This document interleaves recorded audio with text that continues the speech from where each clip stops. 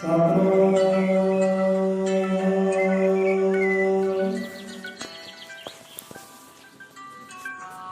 बोले सो मृत प्रभु वाल्मीकि महाराज की जय। शब्द गुरु की जय। सर्वत साध संगत जी की जय।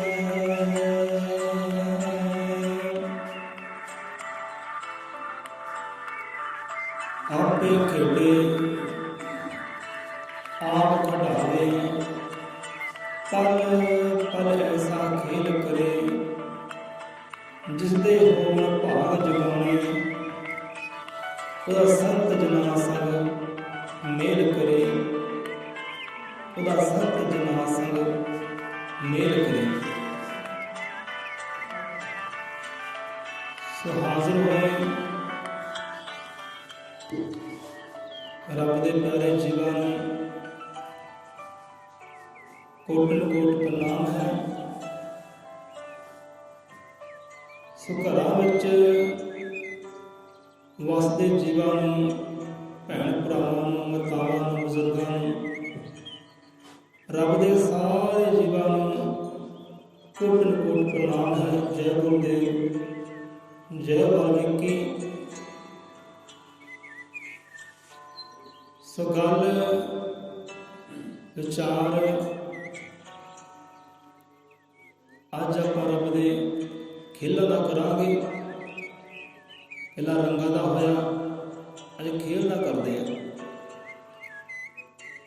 ਵਾਣ 'ਚ ਆਉਂਦਾ ਹੈ ਨਾ ਕਿ ਆਪੇ ਖੇਡੇ ਆਪ ਖਿਡਾਵੇ ਪਲ ਪਲ ਐਸਾ ਖੇਲ ਕਰੇ।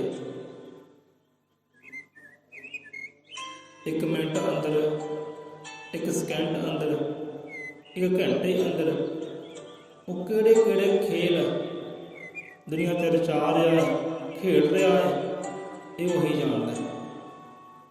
1 ਮਿੰਟ ਵਿੱਚ ਪਤਾ ਨਹੀਂ ਕਿੰਨੇ ਕਿੰਨੇ ਖੇਲ ਉਹ ਖੇਡਦਾ ਹੈ, ਕਿੰਨੇ ਖਿਡਾਉਂਦਾ ਹੈ, ਉਹੀ ਜਾਣਦਾ ਹੈ। ਬੰਦਾ ਵਿਚਾਰ ਕਰੇ। ਕਹਿੰਦੇ ਆਪੇ ਖੇਡੇ, ਖੇਡਣ ਵਾਲਾ ਵੀ ਆਪ ਹੀ ਹੈ। ਮਨ ਵਿੱਚ ਇਹ ਵਿਚਾਰ ਆਉਂਦੇ ਨੇ। ਗੁਰੂ ਨਾਨਕ ਦੇਵ ਜੀ ਇਸ ਵਿਚਾਰ ਬਾਰੇ ਦੱਸਦੇ ਨੇ। ਉਹਨਾਂ ਨੇ ਵੀ ਕਹਿਣਾ ਕੀਤਾ, ਸਮਝਾਉਣਾ ਕੀਤਾ। ਆਪੇ ਖੇਡੇ ਆਪ ਖਿਡਾਵੇ। ਖੇਡਦਾ ਵੀ ਆਪ ਹੀ ਹੈ, ਖਿਡਾਉਂਦਾ ਵੀ ਆਪ ਹੀ ਹੈ, ਕੋਚ ਵੀ ਆਪ ਹੀ ਹੈ ਤੇ ਖਿਡਾਰੀ ਵੀ ਆਪ ਹੀ ਹੈ। ਹੁਣ ਖੇਡ ਦੇਖੋ, ਰੁੱਤਾਂ ਬਦਲਦੀਆਂ ਨੇ। ਸਰਦੀ ਗਰਮੀ ਆਉਂਦੀ ਹੈ, ਪਤਝੜ ਆਉਂਦੀ ਹੈ, ਬਹਾਰਾਂ ਆਉਂਦੀਆਂ ਨੇ। ਇਹ ਖੇਡਾਂ ਇਨਸਾਨ ਨਹੀਂ ਖੇਡਦਾ, ਇਹ ਖੇਡਾਂ ਪਰਮਾਤਮਾ ਖੇਡਦਾ ਹੈ, ਭਗਵਾਨ ਖੇਡਦਾ ਹੈ, ਵਾਹਿਗੁਰੂ ਖੇਡਦਾ ਹੈ। ਇਹ ਖੇਡਾਂ ਉਹ ਖੇਡਦਾ ਹੈ। ਧਰਤੀ ਦੇ ਇੱਕ ਕੋਨੇ ਵਿੱਚ ਕਿਤੇ ਸਰਦੀ ਹੁੰਦੀ ਹੈ, ਕਿਤੇ ਗਰਮੀ ਹੁੰਦੀ ਹੈ, ਕਿਤੇ ਬਰਫਾਂ ਦੇ ਗੋਲੇ ਡਿੱਗਦੇ ਹੈ, ਕਿਤੇ ਬਰਸਾਤਾਂ ਹੁੰਦੀ ਹੈ, ਕਿਤੇ ਸਿਖਰ ਦੁਪਹਿਰਾ ਹੁੰਦਾ ਹੈ। ਇਹ ਸਾਰੀ ਉਹਦੇ ਖੇਡਾਂ ਹੈ, ਉਹਦੇ ਖੇਲ ਹੈ, ਆਪੇ ਖੇਡਦਾ ਹੈ। ਰੁੱਤਾਂ ਬਦਲਦੀਆਂ ਨੇ, ਮੌਸਮ ਬਦਲਦੇ ਨੇ, ਬਦਲਣ ਵਾਲਾ ਉਹੀ ਹੈ, ਖੇਡਣ ਵਾਲਾ ਉਹੀ ਹੈ। ਦਿਨ ਹੁੰਦਾ ਹੈ, ਫਿਰ ਰਾਤ ਆਉਂਦੀ ਹੈ। ਇਨਸਾਨ ਦੀ ਆਪਣੀ ਕਲਾਕਾਰੀ ਨਹੀਂ ਹੈ, ਇਨਸਾਨ ਦੇ ਵੱਸ ਦੀ ਗੱਲ ਨਹੀਂ ਹੈ। ਇਹ ਖੇਲ ਸਾਰੀ ਪਰਮਾਤਮਾ ਦੀ ਹੈ। ਕਿਹੋ ਜਿਹੇ ਖੇਲ ਖੇਡਦਾ ਹੈ, ਬੰਦਾ ਵਿਚਾਰ ਕਰੇਗਾ। ਹੁਣ ਦੇਖੋ, ਦੁੱਖ ਆਉਂਦਾ ਹੈ, ਸੁੱਖ ਹੁੰਦਾ ਹੈ, ਜਨਮ ਹੁੰਦਾ ਹੈ, ਮੌਤ ਹੁੰਦੀ ਹੈ। ਕਿਤੇ ਲੋਕ ਮਿਲਦੇ ਨੇ, ਕਿਤੇ ਵਿਛੋੜੇ ਪੈਂਦੇ ਨੇ। ਕੋਈ ਬਾਣੀ ਵੀ ਦੱਸਦੀ, ਗੁਰੂ ਮਹਾਰਾਜ ਦੱਸਦੇ ਨੇ ਕਿ ਸੰਜੋਗ ਤੇ ਵਿਜੋਗ ਇਹ ਵੀ ਉਹਦੀ ਰਚਨਾ ਹੈ। ਮਿਲਾਉਂਦਾ ਵੀ ਆਪ ਹੀ ਹੈ, ਵਿਛੋੜਦਾ ਵੀ ਆਪ ਹੀ ਹੈ। ਕਿਉਂਕਿ ਜਿਹੜਾ ਸੁੱਖ ਮੇਰੇ ਮਿਲਾਪ ਵਿੱਚ ਹੈ, ਉਹੀ ਸੁੱਖ, ਉਹੀ ਆਨੰਦ ਵਿਛੋੜੇ ਵਿੱਚ ਵੀ ਹੈ। ਬੰਦਾ ਸਮਝੇ। ਵਿਚਾਰ ਬੜੇ ਗਹਿਰੇ ਆ ਕਿ ਮੇਲ ਵਿੱਚ ਕਿੱਦਾਂ ਸੁੱਖ ਹੈ ਤੇ ਵਿਛੋੜੇ ਵਿੱਚ ਕਿੱਦਾਂ ਸੁੱਖ ਹੈ। बड़े गहरे विचार है, समा लगेगा सो बंदा समझे। क्योंकि जो विछोड़ा होता है ना उदों प्रेम बढ़ता है, मुहब्बत बढ़ती है। जिन्ना चਿਰ विछोड़ा रहता है, ਜਦੋਂ ਵਿਛੋੜੇ ਤੇ ਮੇਲ ਮਿਲਾਪ ਹੋ ਜਾਂਦਾ ਹੈ, ਕੋਈ ਸਮੇਂ ਰੌਣਕਾਂ ਹੁੰਦੀਆਂ, ਖੁਸ਼ੀ ਹੁੰਦੀ, ਆਨੰਦ ਹੁੰਦਾ ਹੈ, ਉਹ ਖੁਸ਼ੀ ਹੌਲੀ ਹੌਲੀ ਫਿਰ ਘਟਦੀ ਜਾਂਦੀ ਹੈ। ਫਿਰ ਰੋਸੇ ਆ ਜਾਂਦੇ ਨੇ, ਨਾਰਾਜ਼ਗੀਆਂ ਆ ਜਾਂਦੀਆਂ। ਸੋ ਇਸ ਕਰਕੇ ਵਿਛੋੜਾ ਵੀ ਜ਼ਰੂਰੀ ਹੈ ਤਾਂ ਜੋ ਮੁਹੱਬਤ ਬਣੀ ਰਹੇ, ਪ੍ਰੇਮ ਬਣਿਆ ਰਹੇ, ਇਸ਼ਕ ਬਣਿਆ ਰਹੇ। ਤਾਈਓ ਤਾਂ ਪਰਮਾਤਮਾ ਨੇ आत्मा को अलग किया है। आत्मा ने वो परमात्मा आत्मा को अलग किया है इसे करके कि समझो ये विछोड़े के दर्द को, ये सुख को, ये आनंद को। एवं तो नहीं बाबा फरीद जी ने कहना किया, क्योंकि विचार डूंगे है। हम देखो किधर चल गए विचार, थोड़े जे लवांगे। बाबा फरीद साहब ने कहना कहता कि बिरहो बिरहो आखिए बिरहो तू सुल्तान, जिस तन ना बिरहो उपजे सो तन राग समान। कि विछोड़े का भी एक अपना आनंद है। जिन्ना चਿਰ विछोड़ा है उन्ना चਿਰ मुहब्बत प्रेम बढ़ता है, घटता नहीं है। उसका सिमरना, उसका चेता बढ़ता है, घटता नहीं है। सो इस करके वो खेल है। संजोग भी वो हाथ में है तो विजोग भी वो हाथ में है। मेल का भी आपे ही है तो विछोड़ का भी आपे ही है, वो खेल है। सो आपे खेडे आप खिडावे पल पल ऐसा खेल करे। एक पल अंदर पता नहीं किन्ने खेल रचाउंदा है, किन्ने खेल खेडदा है। बेगिणत बेगिणत है, गिनती मिलती तो परे है। पल पल ऐसा खेल करे कि जिसदे होवे भाग जगाने तो संत जना संग मेल करे। आगे ना मेल की गल, जिहदे भाग रोशन करने हैं ना, जिहदी मत रोशन करनी है, अपने आपे का एहसास जिन्हें करवाना है, पछाण करवानी अपने आपे की, वो मेल मिलाप परमात्मा आपे ही संतां दे नाल, गुरुआं दे नाल, पीरां दे नाल करवाना कर दिंदा है। चल हम तेरा समा आ गया, कर ले मेल मिलाप। मेल करवाने वाला भी आपे ही है, कोई दूसरा नहीं है, आपे ही है। ये तो परमात्मा वाल्मीकि महाराज जो शहीदी बाणी में भी कहते हैं, जो तक साक्षात परमात्मा की कृपा नहीं होती उदों तक ना तो सच्चे वेद शास्त्र की प्राप्ति होती है, तो ना सच्चे सतगुर की प्राप्ति होती है। जो उसकी कृपा वरसती है उदों सारे रंग होंगे, उदों सारे खेल होंगे, मेल मिलाप भी होंगे हैं, विछोड़े भी पैंदे हैं जो उसकी कृपा वरसती है। सो वो खेल है। आपे खेडे आप डावे पल पल ऐसा खेल करे, जिसदे होण भाग जगाने वो संत जना संग मेल करे। ये वो रंग है, वो खेल है। सो देखो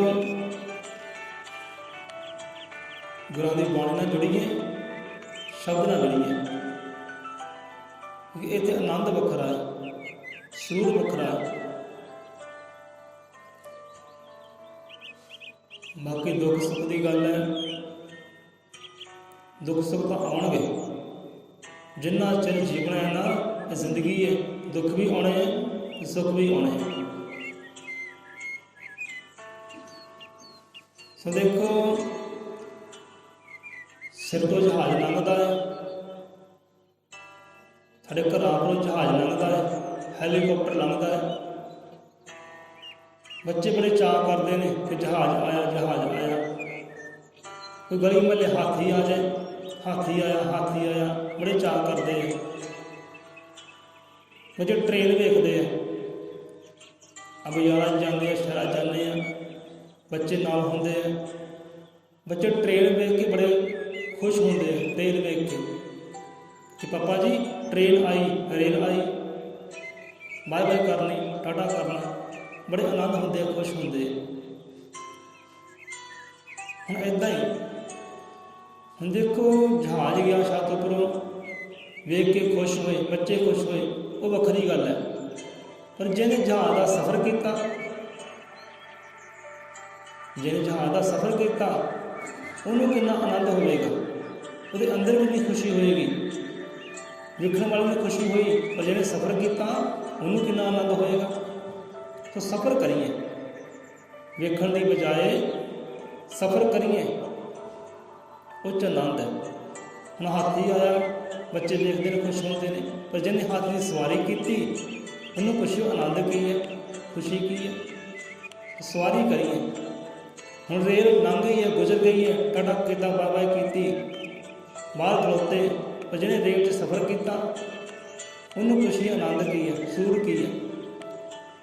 सो इदा ही सतगुरु के नाम का जहाज है, नाम की किश्ती, नाम की बेड़ी, नाम रूपी गड्डी साढ़े अखां मुहरे गुजर रही है, निगाह मुहरे गुजर रही है। असीं कहते हैं आओ गई नाम की गड्डी गुरां दे, वो गुरां दे नाम का जहाज गया, खुश होए, आनंद होए। तो जिन्हें वो जहाज के अंदर सफ़र किया उन्होंने पुछो आनंद की है, खुशी की है, उन्होंने पता है खुशी का असल खुशी जी है वो नाम रूपी जहाज के बह के हासिल होनी है, ना कि बाहरों देख के। हुण आ भी गड्डी है, आ गुरुआं दे शब्द की, गुरुआं दे बाणी की गड्डी जा रही है, तुहाडी अखां सामने। हुण ये गड्डी अंदर बैठोगे तो आनंद है, खुशी है। तुसीं कहंदे हो कि बाणी चल रही है, बाणी रूपी गड्डी जा रही है, खुश होंदे हो, आनंद होंदे हो। ये आनंद वखरा है कि जिन्हें बाणी वाली गड्डी 'च बह के आनंद लिया, खुशी दी, वह सूर वखरा है। तो सफ़र करिए सच्चे नाम ते, बाणी च आंदा है वाल्मीकि सतनाम को तो सिमरे मन लाए सच्चे नाम बैकुंठ में, सच्चे नाम जहाज पर चढ़ बैकुंठ में जाए, नानक नाम जहाज चढ़ी समुद्रे पार। हम जहाज वेख के कोई आनंद नहीं है, इन्नी खुशी नहीं है, पर जिन्हें जहाज से सफ़र कर लिया ना वो पार उतारे हो जाते हैं, वो आनंद नहीं महसूस कर लेता। सो नाम रूपी गड्डी, शब्द रूपी गड्डी साड़ी अखा सामने है। हम बैठना करिए गड्डी के अंदर, वो खेल में जानिए, वो रंगों में जानिए। सो अगे बढ़ते हैं, सो हमेशा ही विचार लंबा हो जाता है। सोच तो यही होंगी कि 5-10 मिनट का करना, पर हमेशा ही लंबा हो जाता है। सो ये खिल्लां नूं जानते हैं। हम शब्द रूपी गड्डी नूं वेखना ना करिए, शब्द रूपी जहाज च बहना कर लीए। आ भी गड्डी आपां तोड़न लगे हुण, ये गड्डी वाल ध्यान दिओ, बहन की कोशिश करिओ। कहते हैं इस तन अंदर रब दा खिला, इस तन अंदर रब दा खेला, देखण वाले थोड़े जी। जहाज तो सारे देखते हैं ना कि लंघ गया छत उपरों, हाथी सारे देखते हैं लंघ गया गली विचों, ट्रेन लंघ गई है सारे देखते हैं, वो भी खेल ही है। इस तन अंदर रब दा खेला, देखण वाले थोड़े जी, बिन मुश्किल समझन आवे, रहन पूरे दे पूरे जी। विचार बड़े गहरे, बड़े लंबे है।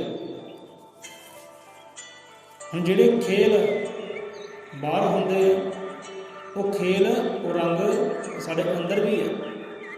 एक दुनियादारी बाहर है जो नित देखते हैं, महसूस करते हैं। एक दुनियादारी उहो जी साढ़े अंदर भी है। जानते उन्हें, पछाणते उन्हें जिहड़े उस तक पहुँचे। एक दुनियादारी बाहर है, खेल तमाशे बाहर है, इहो जिहे खेल तमाशे अंदर भी है। दुनियादारी साढ़े अंदर भी है, तन दे अंदर ही है। जिवें गुरु महाराज जो ब्रह्मंडे सोई हो पिंडे, जो खोजे सो पाए। गल सारी खोज करन दी है कि इस तन अंदर रब दा खेला। बाहरले खेल आपां देख ले, सुन ले, महसूस कर ले। हुण अंदर दे खेल नूं जाणीए। ਮਸ਼ੀਨ ਚੱਲਦੀ ਹੈ, ਕਿੱਦਾਂ ਪੁਰਜੇ ਘੁੰਮਦੇ ਨੇ। ਪੁਰਜਾ ਇੱਕ ਵੀ ਬੇਕਾਰ ਹੋ ਜਾਏ, ਭੁਰ ਜਾਏ, ਟੁੱਟ ਜਾਏ ਤਾਂ ਮਸ਼ੀਨ ਦੱਸਣ ਲੱਗ ਪੈਂਦੀ ਕਿ ਹਾਂ ਵੀ ਹੁਣ ਪੁਰਜਾ ਕੋਈ ਗੜਬੜ ਹੋ ਗਈ ਹੈ। ਉਸ ਤਰੀਕੇ ਨਾਲ ਚੱਲਦੀ ਨਹੀਂ, ਉਹ ਰਫਤਾਰ ਨਾਲ ਚੱਲਦੀ ਨਹੀਂ ਜੀ ਰਫਤਾਰ ਨਾਲ ਚੱਲਣੀ ਚਾਹੀਦੀ ਹੈ।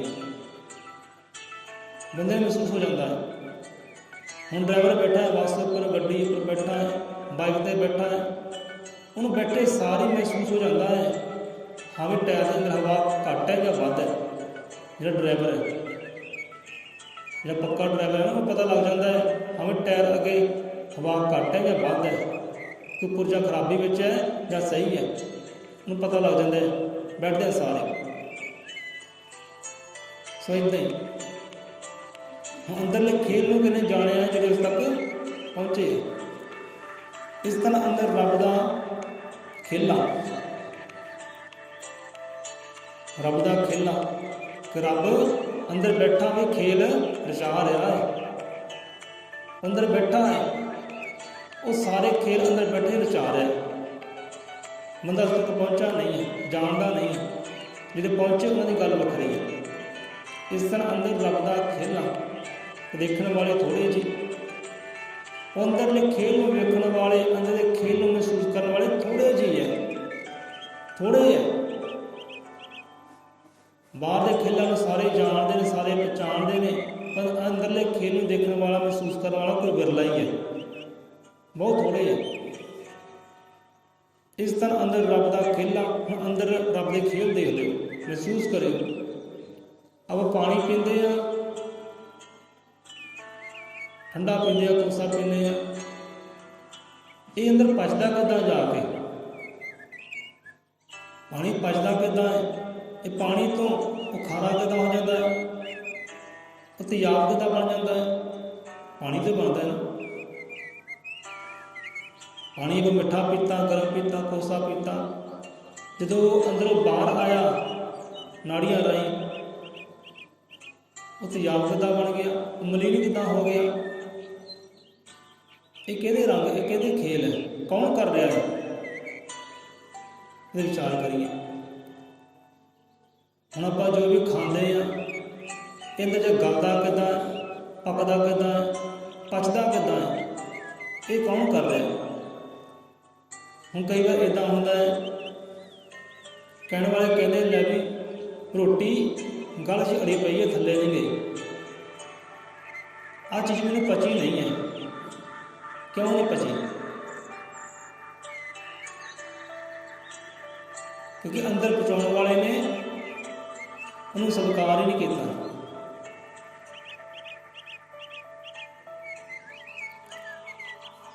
ਪਾਣੀ ਪੀਂਦੇ ਆ, ਖਾਂਦੇ ਆ, ਕਿੱਦਾਂ ਗਲਦਾ ਹੈ, ਕਿੱਦਾਂ ਸੜਦਾ ਹੈ, ਕਿੱਦਾਂ ਪੱਕਦਾ ਹੈ, ਕਿਉਂਕਿ ਅੰਦਰ ਵੀ ਪੁਰਜੇ ਲੱਗੇ ਹੋਏ ਨੇ ਜਿਹੜੇ ਇਹਨੂੰ ਪਹੁੰਚਾਉਂਦੇ ਆ, ਗਾਂਹ ਤੋਰਦੇ ਆ। ਪਹੁੰਚਾਉਣ ਵਾਲਾ ਪਰਮਾਤਮਾ ਜਿਹੜਾ ਆਪੇ ਹੀ ਅੰਦਰ ਬੈਠਾ, ਉਹ ਸਾਰੇ ਰੰਗ ਖੇਲ ਆਪੇ ਚਲਾ ਰਿਹਾ, ਪੁਰਜੇ ਆਪੇ ਚਲਾ ਰਿਹਾ। ਬੰਦਾ ਚੱਲਦਾ ਫਿਰਦਾ ਇੱਕ ਸੰਸਾਰ ਹੈ, ਬੰਦਾ ਚੱਲਦਾ ਫਿਰਦਾ ਇੱਕ ਦੁਨੀਆ ਹੈ, ਬੰਦਾ ਜਾਗਦਾ ਜਿਉਂਦਾ ਹੈ ਤਾਂ ਸੰਸਾਰ ਹੈ, ਦੁਨੀਆ ਹੈ। ਜਦੋਂ ਮਰ ਗਿਆ ਦੁਨੀਆ ਵੀ ਖਤਮ, ਸੰਸਾਰ ਵੀ ਖਤਮ। ਅੰਦਰ ਸਾਡੇ ਨਦੀਆਂ ਵੀ ਹੈ, ਉਹ ਸਾਗਰ ਵੀ ਹੈ, ਛੱਪੜ ਵੀ ਹੈ, ਨਾਲੀਆਂ ਵੀ ਹੈ, ਸੂਰਜ ਚੰਦ ਸਿਤਾਰੇ ਵੀ ਹੈ, ਧਰਤੀ ਵੀ, ਅਸਮਾਨ ਵੀ, ਸਭ ਕੁਝ ਅੰਦਰ ਹੀ ਹੈ, ਉਹ ਦੁਨੀਆਦਾਰੀ ਅੰਦਰ ਹੀ ਹੈ। ਪਰ ਵੇਖੀ ਕਹਿੰਦੇ ਆ ਬਹੁਤ ਥੋੜ੍ਹਿਆਂ ਨੇ, ਉਹ ਖੇਲ ਅੰਦਰਲੇ ਵੇਖੇ ਕਹਿੰਦੇ, ਮਹਿਸੂਸ ਕਰੇ ਕੀਤੇ ਬਹੁਤ ਥੋੜ੍ਹਿਆਂ ਨੇ। ਕਿ ਇਸ ਤਰ੍ਹਾਂ ਅੰਦਰ ਰੱਬ ਦਾ ਖੇਲਾ ਦੇਖਣ ਵਾਲੇ ਥੋੜ੍ਹੇ ਜੀ, ਬੜੇ ਅੰਦਰ ਕੌਤਕ ਹੁੰਦੇ, ਮਸ਼ੀਨਾਂ ਚੱਲਦੀਆਂ, ਪੁਰਜੇ ਚੱਲਦੇ ਨੇ, 72,000 ਕਹਿੰਦੇ ਨਾੜੀਆਂ ਹੈ। ਇਹ ਨਾਲੀਆਂ ਵੀ ਹੈ, ਨਦੀਆਂ ਵੀ ਹੈ, ਦਿਲ ਸਾਡਾ ਸਾਗਰ ਹੈ, ਉਹ ਦਿਲ ਦਰਿਆ ਹੈ, ਉਹ ਸਾਗਰ ਪਰਮਾਤਮਾ ਹੈ। ਜਿੰਨਾ ਚਿਰ ਦਿਲ ਧੜਕਦਾ ਹੈ, ਹੁਣ ਦੇਖੋ ਆਪਾਂ ਸੌਂਦੇ ਹਾਂ, ਚੱਲਦੇ ਫਿਰਦੇ ਹਾਂ, ਦਿਲ ਬੰਦ ਨਹੀਂ ਹੁੰਦਾ, ਕਿਉਂਕਿ ਹਿਰਦੇ ਅੰਦਰ ਪਰਮਾਤਮਾ ਦਾ ਵਾਸਾ ਹੈ, ਉਹ ਰੱਬ ਦਾ ਵਾਸਾ ਹੈ, ਉੱਥੇ ਬੈਠਾ ਹੈ ਉਹ। ਜਿੰਨਾ ਚਿਰ ਅੰਦਰ ਹੈ ਨਾ, ਧੜਕਣ ਚੱਲਦੀ ਹੈ, ਸਵਾਸ ਚੱਲਦੇ ਨੇ, ਨਾ ਸਵਾਸ ਰੁਕਦੇ ਆ, ਸੌਣ ਲੱਗਿਆ ਨਾ ਧੜਕਣ ਰੁਕਦੀ ਹੈ। ਉਹਨਾਂ ਵਿੱਚ ਵਿਰਾਜਮਾਨ ਹੈ, ਉਹਨਾਂ ਵਿੱਚ ਉਹ ਹਾਜ਼ਰ ਨਾਜ਼ਰ ਹੈ। ਜਿੰਨਾ ਚਿਰ ਅੰਦਰ ਹੈ ਨਾ ਉਹ ਚੱਲਣਗੇ, ਜਿਸ ਦਿਨ ਆ ਗਿਆ ਬਾਹਰ ਤਾਂ ਖਤਮ, ਸੰਸਾਰ ਖਤਮ, ਦੁਨੀਆਦਾਰੀ ਖਤਮ। ਸੋ ਬਚਨ ਬੜੇ ਗਹਿਰੇ ਹੈ, ਸਮਝਣ ਦੀ ਕਿਤੇ ਕਰੀਏ। ਛੱਪੜ ਵੀ ਅੰਦਰ ਹੀ ਹੈ, ਉਹ ਗੰਦਾ, ਉਹ ਮਲੀਨ, ਉਹ ਗੰਦਗੀ ਦੇ ਢੇਰ ਵੀ ਅੰਦਰ ਹੀ ਹੈ, ਸਾਗਰ ਵੀ ਅੰਦਰ, ਨਦੀ ਵੀ ਅੰਦਰ ਹੈ। ਸੋ ਇਸ ਤਨ ਅੰਦਰ ਰੱਬ ਦਾ ਖਿਲਣਾ ਵੇਖਣ ਵਾਲੇ ਥੋੜੇ ਜੀ ਬਿਨ ਮੁਰਸ਼ਦ ਸਮਝ ਨਾ ਆਵੇ ਕਿ ਮੈਂ ਕੌਣ ਹਾਂ, ਦੇਹੀ ਕੀ ਹੈ। ਮੁਰਸ਼ਦ ਤੋਂ ਬਿਨਾਂ, ਸਤਿਗੁਰ ਤੋਂ ਬਿਨਾਂ ਬੰਦੇ ਨੂੰ ਸਮਝ ਨਾ ਅੱਜ ਤੱਕ ਆਈ ਹੈ ਤੇ ਨਾ ਹੀ ਆਉਣੀ ਹੈ। ਬੰਦਾ ਕਹਿੰਦਾ ਮੈਂ ਉਹਨੂੰ ਜਾਣਦਾ, ਉਹਨੂੰ ਪਛਾਣਦਾ। ਬੰਦਿਆਂ ਤੋਂ ਬਾਹਰ ਨੂੰ ਛੱਡ, ਬਾਹਰ ਦੁਨੀਆਦਾਰੀ ਨੂੰ ਛੱਡ, ਬਾਹਰਲੀ ਪਛਾਣ ਛੱਡ, ਆਪਣੀ ਪਛਾਣ ਕਰ ਲੈ। ਆਪਣੀ ਪਛਾਣ ਕਰਕੇ ਤੂੰ ਹੈ ਕੀ ਹੈ। ਇਹ ਸਮਝ ਕਿੱਦਾਂ ਆਉਂਦੀ? ਜਦੋਂ ਮੁਰਸ਼ਦ ਆਉਂਦਾ ਹੈ ਜੀਵਨ ਅੰਦਰ, ਜ਼ਿੰਦਗੀ ਅੰਦਰ, ਸਾਡੀ ਮੱਤ ਅੰਦਰ ਮੁਰਸ਼ਦ ਦੀ ਮੱਤ ਆਉਂਦੀ ਹੈ, ਗੁਰੂ ਮੱਤ ਆਉਂਦੀ ਹੈ, ਫਿਰ ਸਮਝ ਆਉਂਦੀ ਹੈ ਬੰਦਾ ਹੈ ਕੀ ਹੈ। ਅੰਦਰ ਦੇ ਖੇਲਾਂ, ਅੰਦਰ ਦੇ ਰੰਗਾਂ ਨੂੰ ਫਿਰ ਜਾਣਦਾ ਜਦੋਂ ਮੁਰਸ਼ਦ ਜੀਵਨ ਵਿੱਚ ਆਉਂਦਾ ਹੈ। ਬਿਨ ਮੁਰਸ਼ਦ ਸਮਝ ਨਾ ਆਵੇ ਰਹਿਣ ਕੋਰੇ ਦੇ ਕੋਰੇ ਜੀ। ਕਹਿੰਦਾ ਗੁਰੂ ਬਿਨ ਧੁੰਦ ਗਵਾਰ ਹੈ।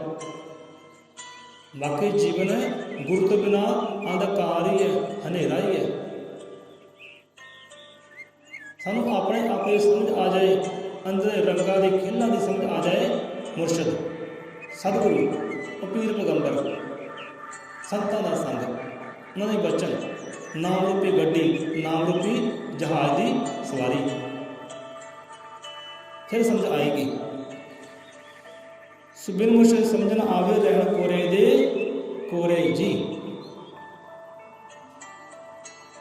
ਹੁਣ ਦੇਖੋ, ਕੋਰਾ ਕਾਗਜ਼ ਹੈ, ਕੀਮਤ ਉਹਦੀ ਵੀ ਹੁੰਦੀ ਹੈ। ਕੋਰੀ ਕਾਪੀ ਲੈਣ ਜਾਓ ਦੁਕਾਨ ਅੰਦਰ, ਮਿਲ ਜਾਏਗੀ, ਪਰ 10 ਗੁਣਾ ਉਹਦਾ ਮੁੱਲ ਕਦੋਂ ਪੈਂਦਾ ਹੈ? ਜਦੋਂ ਕੋਰੇ ਕਾਗਜ਼ 'ਤੇ ਕੁਝ ਸ਼ਬਦ ਉਚਾਰਿਆ ਜਾਵੇ, ਕੋਈ ਕਥਾ ਕਹਾਣੀ ਬਾਣੀ ਉਚਾਰੀ ਜਾਵੇ, ਲਿਖੀ ਜਾਵੇ। ਪਹਿਲਾਂ ਕੋਰਾ ਸੀ, ਜਦੋਂ ਸ਼ਬਦ ਆ ਗਿਆ, ਬਾਣੀ ਆ ਗਈ, 10 ਗੁਣਾ ਉਹਦੀ ਕੀਮਤ ਹੋ ਜਾਂਦੀ ਹੈ। ਨਹੀਂ ਤਾਂ ਕੋਰਾ ਕੋਈ ਮੁੱਲ ਨਹੀਂ ਹੈ, ਐਡਾ ਵੱਡਾ ਮੁੱਲ ਨਹੀਂ ਹੈ। ਜਦੋਂ ਬਚਨ ਆ ਗਏ, ਸ਼ਬਦ ਆ ਗਏ, ਬਾਣੀ ਆ ਗਈ, 10 ਗੁਣਾ ਉਹਦੀ ਕੀਮਤ ਵੱਧ ਜਾਂਦੀ ਹੈ।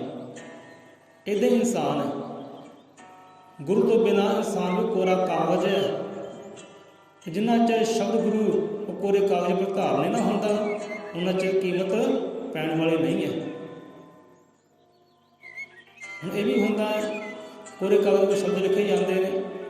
ਜਿਹਦਾ ਸ਼ਬਦ ਹੋਏ ਚੰਗੇ, ਆਨੰਦ ਵਾਲੇ, ਮੱਤ ਵਾਲੇ, ਤਾਂ ਬੰਦਾ ਉਹਨੂੰ ਕਾਗਜ਼ ਨੂੰ ਸਾਂਭ ਕੇ ਰੱਖਦਾ ਹੈ। ਅਸੀਂ ਬਹੁਤ ਸਾਂਭੇ ਹੋਏ ਆਪਣੇ ਡਾਇਰੀਆਂ ਅੰਦਰ, ਅਖਬਾਰਾਂ ਵਿੱਚ ਕੱਢ ਕੇ ਨਾ ਕੁਝ ਨਿਊਜ਼ਾਂ, ਖਬਰਾਂ ਮੱਤ ਵਾਲੀਆਂ, ਅਕਲ ਵਾਲੀਆਂ, ਅਸੀਂ ਆਪਣੀ ਡਾਇਰੀ ਅੰਦਰ ਸਾਂਭੀਆਂ ਹੋਈਆਂ ਨੇ। ਕੋਈ ਘਰ ਜਾ ਕੇ ਵੇਖ ਸਕਦਾ ਹੈ। ਕੁਝ ਇਸ ਕੋਰੇ ਕਾਗਜ਼ ਉੱਪਰ ਚੰਗੇ ਸ਼ਬਦ, ਚੰਗੀ ਮੱਤ, ਚੰਗੇ ਸਲੋਕ ਲਿਖੇ ਹੁੰਦੇ, ਬੰਦਾ ਸਾਂਭ ਕੇ ਰੱਖਦਾ ਹੈ। ਗ੍ਰੰਥ ਸਾਹਿਬ ਮਹਾਰਾਜ ਇਹ ਕੀ ਹੈ? ਇਹ ਵੀ ਤਾਂ ਇੱਕ ਕਿਤਾਬ ਹੀ ਹੈ, ਕਹਿਣ ਵਾਲੇ ਕਿਤਾਬ ਵੀ ਕਹਿੰਦੇ। ਤਾਂ ਮੁੱਲ ਕਦੋਂ ਪੈਂਦਾ? ਜਦੋਂ ਕੋਰੇ ਕਾਗਜ਼ 'ਤੇ ਚੰਗੇ ਸ਼ਬਦ, ਚੰਗੀ ਬਾਣੀ ਲਿਖੀ ਜਾਂਦੀ, ਉਚਾਰੀ ਜਾਂਦੀ ਹੈ। ਲੋਕ ਉਹਨੂੰ ਸਾਂਭ ਰੱਖਦੇ ਆ, ਪੂਜਾ ਕਰਦੇ, ਮੱਥੇ ਟੇਕਦੇ, ਬੰਦਗੀ ਕਰਦੇ ਆ, ਧੁੱਪਾਂ ਦਿਖਾਉਂਦੇ ਉਹਨੂੰ। ਹੈ ਤਾਂ ਕੋਰਾ ਕਾਗਜ਼ ਹੀ ਹੈ। ਜਿਸ ਕੋਰੇ ਕਾਗਜ਼ 'ਤੇ ਮੰਦੇ ਸ਼ਬਦ ਲਿਖੇ ਹੋਣ, ਢਾੜੇ ਸ਼ਬਦ ਲਿਖੇ ਹੋਣ, ਢਾੜੀਆਂ ਸੂਰਤਾਂ ਬਣਾਈਆਂ ਹੋਣ, ਬੰਦਾ ਕੀ ਕਰਦਾ? ਵੇਖਦਾ ਹੈ, ਗੋਲ ਕਰਦਾ ਹੈ ਤੇ ਚੱਲ ਕੂੜੇਦਾਨ 'ਚ। ਜੇ ਲਿਖੇ ਹੋਏ ਚੰਗੇ ਸ਼ਬਦ, ਚੰਗੀਆਂ ਸੂਰਤਾਂ ਉੱਪਰ ਜੜੀਆਂ ਹੋਣ, ਮੜੀਆਂ ਹੋਣ, ਤਾਂ ਬੰਦਾ ਸਾਂਭ ਰੱਖਦਾ, ਪੂਜਾ ਕਰਦਾ, ਧੁੱਪਾਂ ਦਿਖਾਉਂਦਾ, ਮੱਥੇ ਟੇਕਦਾ। ਸੋ ਇੱਦਾਂ ਹੀ ਇਨਸਾਨ ਦਾ ਜੀਵਨ ਹੈ। ਬੰਦਾ ਵੀ ਕੋਰਾ ਕਾਗਜ਼ ਹੀ ਹੈ। ਸਿਆਣੇ ਕਹਿੰਦੇ ਨੇ ਬੱਚੇ ਦਾ ਜੀਵਨ ਕੋਰਾ ਕਾਗਜ਼ ਹੁੰਦਾ ਹੈ। ਜਿਹੋ ਜਿਹੀ ਬੋਲੀ ਬੋਲੋਗੇ ਨਾ, ਉਹਦੇ ਅੰਦਰ ਧਾਰਨ ਹੋਣੀ ਹੈ। ਜਿਹੋ ਜਿਹਾ ਸੁਭਾਅ ਮਾਤਾ ਪਿਤਾ ਦਾ ਹੋਵੇਗਾ, ਉਹ ਜਿਹਾ ਸੁਭਾਅ ਬੱਚੇ 'ਤੇ ਹੋਵੇਗਾ। ਕਹਿੰਦੇ ਨੇ ਜਿਹੋ ਜਿਹੀ ਕੋਕੋ, ਉਹੋ ਜਿਹੇ ਕੋਕੋ ਦੇ ਬੱਚੇ। ਕਿਉਂਕਿ ਬੱਚੇ ਜੀਵਨ, ਇਨਸਾਨ ਦਾ ਜੀਵਨ ਕੋਰੇ ਕਾਗਜ਼ ਦੀ ਤਰ੍ਹਾਂ ਹੈ। ਉਹ ਜਿੱਦਾਂ ਵੇਖੇਗਾ ਸੁਣੇਗਾ ਉੱਦਾਂ ਹੀ ਉਹਦੇ ਉੱਪਰ ਧਾਰਨ ਹੋਵੇਗਾ। ਚੰਗੇ ਸ਼ਬਦ ਹੋਣਗੇ ਤਾਂ ਸਿਫਤ ਹੈ, ਵਡਿਆਈ ਹੈ। ਮੰਦੇ ਸ਼ਬਦ ਹੋਣਗੇ ਜੀਵਨ ਅੰਦਰ ਤਾਂ ਫਿਰ ਕੂੜੇਦਾਨ 'ਚ ਉਹਨੇ ਜਾਣਾ ਹੈ, ਉਹਨੇ ਨਰਕ ਵਿੱਚ ਦੁੱਖਾਂ ਵਿੱਚ ਜਾਣਾ ਹੈ। ਸੋ ਇਸ ਕਰਕੇ ਆਪਣੇ ਜੀਵਨ ਰੂਪੀ ਕੋਰੇ ਕਾਗਜ਼ 'ਤੇ ਚੰਗੇ ਸ਼ਬਦ ਉਚਾਰੀਏ, ਚੰਗੀ ਬਾਣੀ ਉਚਾਰੀਏ, ਕਰੀਏ ਸਵਾਰੀ ਗੁਰਾਂ ਦੇ ਨਾਮ ਦੇ ਜਹਾਜ਼ ਦੇ। ਇੱਥੇ ਆਨੰਦ ਇਹ ਮੁਰਸ਼ਿਦ ਤੋਂ ਬਿਨਾਂ ਨਹੀਂ ਹੋਣਾ, ਸਤਿਗੁਰ ਤੋਂ ਬਿਨਾਂ ਮੱਤ ਕਦੀ ਆਉਣੀ ਨਹੀਂ। ਜਿੰਨੇ ਮਰਜ਼ੀ ਵੇਦ ਗ੍ਰੰਥ ਪੜ੍ਹ ਲਓ, ਕਿਤਾਬਾਂ ਪੜ੍ਹ ਲਓ, ਨਹੀਂ ਆਉਣੀ ਮੱਤ। ਇਹ ਤਾਂ ਗੁਰੂਆਂ ਨੇ ਸਮਝਾਉਣਾ ਕੀਤਾ। ਸੋ ਬਿਨ ਮੁਰਸ਼ਿਦ ਸਮਝਣ ਆਵੇ ਰਹਿਣ ਕੋਰੇ ਦੇ ਕੋਰੇ ਜੀ। ਸੋ ਕੋਰੇ ਕਾਗਜ਼ ਦਾ, ਕੋਰੇ ਜੀਵਨ ਦਾ ਮੁੱਲ ਪੈ ਜਾਏ, ਕੀਮਤ ਪੈ ਜਾਏ, ਲੋਕੀ ਸਿਫਤਾਂ ਕਰ ਵਡਾਈਆਂ ਕਰ, ਜੀਵ ਰੂਪੀ ਕੋਰੇ ਕਾਗਜ਼ 'ਤੇ ਸ਼ਬਦ ਗੁਰੂ ਨੂੰ ਧਾਰਨ ਕਰ ਲਈਏ, ਫਿਰ ਲੋਕੀ ਸਾਂਭ ਸਾਂਭ ਰੱਖਣਗੇ, ਦੀਵੇ ਬਾਲਣਗੇ। ਵਿਚਾਰ ਬੜੇ ਪਿਆਰੇ ਹੈ, ਬੜੇ ਡੂੰਘੇ ਹੈ। ਸੋ ਗਿਆਨ ਲੈਣ ਦੀ ਗੱਲ ਹੈ, ਬੰਦਾ ਗਿਆਨ ਲਵੇ, ਸੋਝੀ ਲਵੇ। ਜਿਵੇਂ ਆਪਾਂ ਪਹਿਲਾਂ ਵੀ ਕਈ ਵਾਰ ਉਚਾਰਦੇ ਆਏ ਆ, ਬੋਲਦੇ ਆਏ ਆ, ਭਾਈ ਗਿਆਨ ਲੈਣ ਦੀ ਗੱਲ ਹੈ, ਸਿੱਖਿਆ ਲੈਣ ਦੀ ਗੱਲ ਹੈ। ਜਿਹਨੇ ਗਿਆਨ ਲੈਣਾ ਹੋਵੇ ਨਾ, ਉਹ ਇੱਕ ਪਰਮਾਤਮਾ ਦੇ ਕਣ ਕਣ ਤੋਂ ਗਿਆਨ ਲੈਂਦਾ ਹੈ, ਹਰ ਜੀਵ ਤੋਂ ਗਿਆਨ ਲੈਂਦਾ ਹੈ, ਰੁੱਖਾਂ ਪੱਤਿਆਂ ਤੋਂ ਗਿਆਨ ਲੈਂਦਾ ਹੈ। ਸੰਤਾਂ ਨੇ ਵੀ ਲਿਆ। ਹੁਣ ਪ੍ਰਭਾਤ ਵੇਲੇ ਦੀ ਗੱਲ ਹੈ, ਇੱਥੇ ਆਪਾਂ ਸਮਾਪਤੀ ਕਰ ਦੇਣੀ ਹੈ। ਪ੍ਰਭਾਤ ਵੇਲੇ ਦੀ ਗੱਲ ਹੈ, ਘਰੋਂ ਤੁਰ ਕੇ ਆਏ ਆ, ਘਰੋਂ ਤੁਰ ਕੇ ਆਇਆ ਮੰਦਰ ਦੇ ਸਾਹਮਣੇ ਸਾਡੇ ਚਾਚੇ ਪਰਿਵਾਰ ਨੇ ਘਰ ਦੇ ਨਾਲ ਰੁੱਖ ਲਗਾਏ ਦਰੇਗ ਦਾ। ਜਾਂਦੀ ਵਾਰ ਦੇਖ ਲਿਓ, ਦਰੇਗ ਦਾ ਰੁੱਖ ਲੱਗਾ ਹੈ, ਉਹਨੂੰ ਵੱਢਿਆ ਹੈ, ਛਾਂਗਿਆ ਹੈ, ਪੱਤੇ ਰੱਖੇ ਹੋਏ ਨੇ ਇੱਟਾਂ ਉੱਪਰ, ਤੁਸੀਂ ਵੇਖ ਲਿਓ ਜਾ ਕੇ। ਉਹ ਸਾਨੂੰ ਕੀ ਗਿਆਨ ਦਿੰਦਾ ਹੈ, ਕੀ ਸੋਝੀ ਦਿੰਦਾ ਹੈ, ਜਾਣ ਲੱਗੇ ਪਛਾਣ ਕਰ ਲਿਓ। ਗਿਆਨ ਲੈ ਲਿਓ ਜਾਂਦੀ ਵਾਰ ਉਸ ਤੋਂ, ਰੁੱਖ ਤੋਂ, ਉਹ ਕੀ ਗਿਆਨ ਦਿੰਦਾ। ਅਸੀਂ ਆਉਂਦੀ ਵਾਰ ਵੇਖਿਆ, ਉਹਦੇ ਪੱਤਿਆਂ ਨੂੰ ਵੇਖਿਆ, ਟਾਹਣੀਆਂ ਪਈਆਂ ਨੇ ਉੱਤੇ, ਪੂਰਾ ਛਾਂਗਿਆ ਹੋਇਆ, ਰੋਡਾ ਕੀਤਾ ਹੋਇਆ ਰੁੱਖ। ਹੁਣ ਉਹ ਗਿਆਨ ਦੇ ਦਿੰਦਾ, ਕੀ ਸਿੱਖਿਆ ਦਿੰਦਾ ਸਾਨੂੰ। ਦੇਖੋ ਸਾਨੂੰ ਜੋ ਮਾਤਾ ਆਈ, ਜੋ ਗਿਆਨ ਆਇਆ, ਸਾਂਝਾ ਕਰਦੇ ਆ। ਗਿਆਨ ਲੈਣ ਦੀ ਗੱਲ ਹੈ, ਸਿੱਖਿਆ ਲੈਣ ਦੀ ਗੱਲ ਹੈ ਕਿ ਜਿੰਨਾ ਚਿਰ ਤਾਂ ਰੁੱਖ ਧਰਤੀ ਦੇ ਨਾਲ ਜੁੜਿਆ ਪਿਆ ਹੈ ਨਾ, ਜਿੰਨਾ ਚਿਰ ਧਰਤੀ ਦੇ ਨਾਲ, ਉਹ ਪਰਮਾਤਮਾ ਦੇ ਨਾਲ, ਧਰਤੀ ਉਹਦੇ ਵਾਸਤੇ ਪਰਮਾਤਮਾ ਹੈ, ਰੱਬ ਹੈ। ਜਿੰਨਾ ਚਿਰ ਧਰਤੀ ਨਾਲ ਜੁੜਿਆ ਹੋਇਆ, ਖੜਾ ਧਰਤੀ ਵਿੱਚ, ਬਾਹਰੋਂ ਭਾਵੇਂ ਉਹਨੂੰ ਛਾਂਗ ਦਿਓ, ਕੱਟ ਦਿਓ, ਵੱਢ ਦਿਓ, ਇਹ ਕੀ ਹੈ? ਇਹ ਹੈ ਤਾਂ ਦੁੱਖ ਹੀ ਹੈ ਨਾ। ਦੁੱਖ ਦਿੱਤਾ ਉਹਨੂੰ, ਦੁੱਖ ਦਿੱਤਾ, ਦੁੱਖ ਦਿੱਤਾ ਉਸ ਰੁੱਖ ਨੂੰ, ਚਲੋ ਮੁਬਾਰਕ ਹੈ। ਹੁਣ ਜਿੰਨਾ ਚਿਰ ਉਹ ਧਰਤੀ ਨਾਲ ਜੁੜਿਆ ਹੈ, ਖੜਾ ਹੈ, ਤਾਂ ਸੁੱਖ ਵਿੱਚ ਦੇਣ ਵਾਲੇ ਨੂੰ ਦੁੱਖ ਦਿੱਤਾ, ਪਰ ਫਿਰ ਵੀ ਉਹ ਆਨੰਦ ਵਿੱਚ ਹੈ, ਸੁੱਖ ਵਿੱਚ ਹੈ, ਕਿਉਂਕਿ ਰੱਬ ਦੇ ਨਾਲੋਂ ਟੁੱਟਾ ਨਹੀਂ ਹੈ, ਧਰਤੀ ਨਾਲੋਂ ਉਖੜਿਆ ਨਹੀਂ ਹੈ। ਜਿਸ ਦਿਨ ਧਰਤੀ ਨਾਲ ਉਖੜ ਗਿਆ, ਉਦੋਂ ਦੁੱਖ ਹੈ। ਇਹਦੀ ਸੰਤਾਂ ਰਹਿਬਰਾਂ ਗੁਰੂਆਂ ਪੀਰਾਂ ਦੀ ਗੱਲ ਹੈ, ਜੁੜੇ ਰਹੇ ਹੈ, ਪਰਮਾਤਮਾ ਬੰਦਗੀ ਨਾਲ, ਭਜਨ ਨਾਲ ਜੁੜੇ ਰਹੇ ਹੈ। ਬਾਹਰ ਭਾਵੇਂ ਸੰਸਾਰ ਨੇ ਦੁੱਖ ਦਿੱਤਾ, ਗੰਦਗੀ ਸੁੱਟੀ ਉਹਨਾਂ ਉੱਪਰ, ਪਰ ਫਿਰ ਵੀ ਆਨੰਦ 'ਚ ਰਹੇ, ਸੁੱਖ 'ਚ ਰਹੇ, ਕਿਉਂਕਿ ਜੁੜੇ ਸੀ ਰੱਬ ਦੀ ਬੰਦਗੀ ਦੇ ਨਾਲ। ਹੁਣ ਜਿੰਨਾ ਚਿਰ ਲੋਕ ਖੜਾ ਹੈ, ਧਰਤੀ ਦੇ ਨਾਲ ਜੁੜਿਆ ਹੈ, ਉਹਨਾਂ ਚਿਰ ਆਨੰਦ ਵਿੱਚ ਹੈ। ਉਹਨੂੰ ਪੁੱਟ ਦਿਓ ਤਾਂ ਦੁੱਖ ਹੈ। ਹੁਣ ਦੇਖੋ, ਤੁਸੀਂ ਵੇਖਿਓ, ਪਹਿਲਾਂ ਵੀ ਉਹ ਰੁੱਖ ਨੂੰ ਛਾਂਗਿਆ ਗਿਆ, ਵੱਢਿਆ ਗਿਆ, ਪਹਿਲੀ ਵਾਰੀ ਨਹੀਂ ਛਾਂਗਿਆ, ਪਹਿਲਾਂ ਵੀ ਕੀਤਾ ਗਿਆ ਇੱਦਾਂ ਹੀ। ਤੁਸੀਂ ਵੇਖਿਓ, ਹੁਣ ਸਮਾਂ ਆਉਣ 'ਤੇ ਉਹ ਰੁੱਖ ਨੂੰ ਪੱਤੇ ਵੀ ਆਉਣਗੇ, ਰੁੱਖ ਨੂੰ ਮੁੜ ਕੇ ਟਾਹਣੀਆਂ ਵੀ ਆਉਣਗੀਆਂ, ਫਿਰ ਵਧੇਗਾ। ਕਿਉਂ ਵਧੇਗਾ? ਕਿਉਂ ਟਾਹਣੀਆਂ ਆਉਣਗੀਆਂ, ਕਿਉਂ ਪੱਤੇ ਆਉਣਗੇ? ਕਿਉਂਕਿ ਧਰਤੀ ਰੂਪੀ ਪਰਮਾਤਮਾ ਦੇ ਨਾਲ ਉਹ ਜੁੜਿਆ ਹੋਇਆ ਹੈ, ਆਪਣੇ ਸਤਿਗੁਰ ਨਾਲ ਜੁੜਿਆ ਹੋਇਆ ਹੈ। ਦੁੱਖ ਆਇਆ ਤਾਂ ਸੁੱਖ ਵੀ ਉਹਨੂੰ ਆਉਣਾ ਹੈ, ਪੱਤੇ ਵੀ ਆਉਣਗੇ, ਟਾਹਣੀਆਂ ਵੀ ਆਉਣਗੀਆਂ। ਤੁਸੀਂ ਅੱਜ ਜਾ ਕੇ ਨੋਟ ਕਰ ਲਿਓ, ਇਹ ਗੱਲ ਨੂੰ ਨੋਟ ਕਰ ਲਿਓ, ਵਿਚਾਰ ਨੂੰ ਨੋਟ ਕਰ ਲਿਓ। ਸੋ ਇੱਦਾਂ ਹੀ ਹੁਣ ਬੰਦੇ ਵੱਲ ਆ ਜਾਈਏ ਕਿ ਬੰਦਾ ਜਿੰਨਾ ਚਿਰ ਪਰਮਾਤਮਾ ਦੇ ਭਜਨ ਦੇ ਨਾਲ, ਉਹਦੀ ਸਿਫਤ ਦੇ ਨਾਲ, ਗੁਰੂ ਮਹਿਮਾ ਦੇ ਨਾਲ, ਬਚਨ ਦੇ ਨਾਲ, ਸ਼ਬਦ ਨਾਲ ਜੁੜਿਆ ਹੈ ਨਾ, ਬਾਹਰੋਂ ਭਾਵੇਂ ਲੱਖਾਂ ਹੀ ਦੁੱਖ ਆਉਣ, ਪਰ ਇੱਕ ਸਮਾਂ ਆਏਗਾ ਉਹ ਪਰਮ ਸੁੱਖ ਦੀ ਪ੍ਰਾਪਤੀ ਕਰੇਗਾ। ਬਾਹਰੋਂ ਤਾਂ ਦੁੱਖ ਵਿੱਚ ਹੈ, ਜਿੰਨਾ ਚਿਰ ਜੀਵਨ ਹੈ ਉਹਨਾਂ ਚਿਰ ਦੁੱਖ ਆਉਣੇ ਹੀ ਆਉਣੇ ਹੈ, ਜਿੰਨਾ ਚਿਰ ਜੀਵਨ ਹੈ ਦੁੱਖ ਆਉਣੇ ਹੀ ਹੈ। ਪਰ ਜਿੰਨਾ ਚਿਰ ਉਹ ਆਪਣੇ ਸਤਿਗੁਰੂ ਦੇ ਨਾਲ ਜੁੜਿਆ ਹੈ, ਬੰਦਗੀ ਸਿੰਘ ਨਾਲ ਜੁੜਿਆ ਹੈ, ਬਾਹਰਲੇ ਦੁੱਖ ਵੀ ਉਹਨੂੰ ਸੁੱਖ ਜਾਪਦੇ, ਆਨੰਦ ਜਾਪਦੇ। ਦੁੱਖ ਆਉਣੇ ਜੀਵਨ ਅੰਦਰ, ਪਰ ਜੇ ਉਹਦੀ ਬੰਦਗੀ ਨਾਲ ਸਿੱਖ ਨਾਲ ਜੁੜੇ ਆ ਨਾ, ਸਤਿਗੁਰੂ ਦੇ ਸ਼ਬਦ ਨਾਲ ਜੁੜੇ ਆ, ਤੇ ਸਾਨੂੰ ਦੁੱਖਾਂ ਦੇ ਨਾਲ ਲੜਨ ਦੀ ਹਿੰਮਤ ਆ ਜਾਂਦੀ ਹੈ, ਹੌਸਲਾ ਆ ਜਾਂਦਾ ਹੈ। ਅਸੀਂ ਦੁੱਖਾਂ ਵਿੱਚੋਂ ਸੁੱਖ ਦੀ ਪ੍ਰਾਪਤੀ ਕਰ ਲੈਂਦੇ ਹਾਂ, ਦੁੱਖਾਂ ਵਿੱਚ ਸੁੱਖ ਨੂੰ ਲੱਭ ਲੈਂਦੇ ਹਾਂ, ਜਿੰਨਾ ਚਿਰ ਇਹ ਬੰਦਗੀ ਭਜਨ ਦੇ ਨਾਲ ਜੁੜੇ ਹਾਂ। ਜਿੱਦਣ ਕਿ ਟੁੱਟ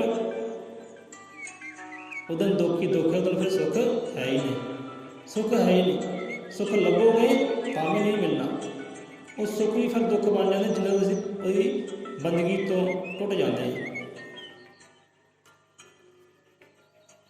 ਸਾਨੂੰ ਇਹ ਗਿਆਨ ਦੀ ਪ੍ਰਾਪਤੀ ਹੋਈ, ਆਉਂਦੇ ਹੀ ਉਹਦੇ ਵੱਲ ਵੇਖਦੇ, ਜਿੰਨਾ ਚਿਰ ਰੁੱਖ ਧਰਤੀ ਨਾਲ ਜੁੜਿਆ ਹੈ, ਆਨੰਦ ਵਿੱਚ ਹੈ, ਸੁੱਖ ਵਿੱਚ ਹੈ, ਬਾਹਰੋਂ ਭਾਵੇਂ ਲੱਖਾਂ ਹੀ ਦੁੱਖ ਮਿਲ, ਹਨੇਰੀਆਂ ਵੀ ਚੱਲਦਾ ਹੈ, ਗੜ੍ਹ ਵੀ ਚੱਲਦਾ ਹੈ, ਬਾਰਿਸ਼ਾਂ ਵੀ ਚੱਲਦਾ ਹੈ, ਇਹ ਦੁੱਖ ਹੈ।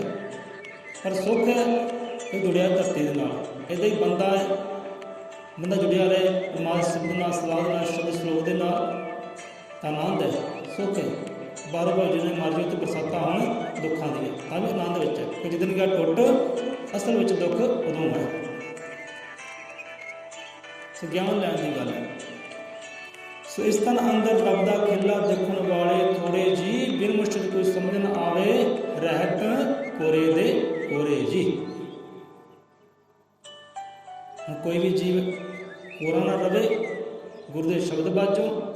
ਇਹ ਜੀਵਨ ਰੂਪੀ ਕਾਗਜ਼ ਉੱਪਰ, ਕੋਰੇ ਕਾਗਜ਼ 'ਤੇ ਸ਼ਬਦ ਰੂਪੀ ਸਤਿਗੁਰੂ ਨੂੰ ਧਾਰਨਾ ਕਰ ਲਈਏ, ਉਹਦੀ ਬਾਣੀ ਨੂੰ ਧਾਰਨਾ ਕਰ ਲਈਏ, ਨਾਮ ਰੂਪੀ ਜਹਾਜ਼ ਦੀ ਸਵਾਰੀ ਕਰ ਲਈਏ।